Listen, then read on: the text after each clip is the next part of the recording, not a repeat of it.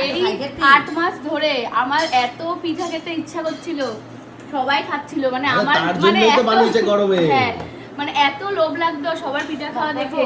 শীতকালে গেছিলাম বাণীপুরের মেলাতে, দেখছি সবাই পিঠা খাচ্ছে। এবার তখন তো আমি বন্ধু বান্ধবদের বলিও নি, আর আমি খেতেও পারছি না, সবাই আমার সাথে পিঠা খাওয়া বলে আমাদের নিয়ম পিঠা খেতে নেই পৌষ পার্বণের আগে। তখন এটা বলেছি সবাইকে, বন্ধু বান্ধবদের।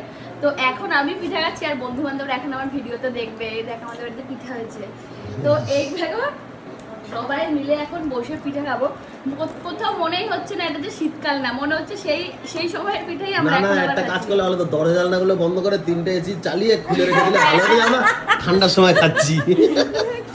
হ্যাঁ এটা করলে আমাদের বাড়িতে এবার পিঠাই হয়নি আমার কারণে, মানে কেউ পিঠা খায়নি। এরকম পিঠা আমাদের বাড়িতে ভালো হতো, এরকম পিঠা আমাদের বাড়িতে কতবার হয় না বলো? অথবা আরেকটা কাজ করলে ভালো হতো, একটা ঘরে পুরো এসি এসিতে চালিয়ে 1 ঘন্টা তারপরে ওই ঘরে ঢুকে পিঠা খেতে পারতাম। তুমি এবার বললো সোয়েটারটাও পরে যেতাম ওই ঘরে। আর মা কিন্তু অনেক রকমের পিঠা করে। এইবার ওই যে আগের বার করেছিল না সেই একটা কলা পাতা, তারপরে হ্যাঁ কলা পাতা একটা পিঠা করেছিল, সে আমরা যখন বিয়ে থেকে এসেছিলাম, দুবাই থেকে এসেছিলাম। তো আরে এইটা আমার ভগবান, সবথেকে সেই বেশি ভালো দুবাইয়ের লাগে। পিঠা দেখলে আমার এখন তোদের দুজনকে পিঠা দিতে হয়। সবাইকে ডেকে ওই দোলার মায়েরে, তুই সুন্দর বাবা মায়েরে ডেকে একটু পিঠে বানাইতে কে ডাকবে না কে? হ্যাঁ,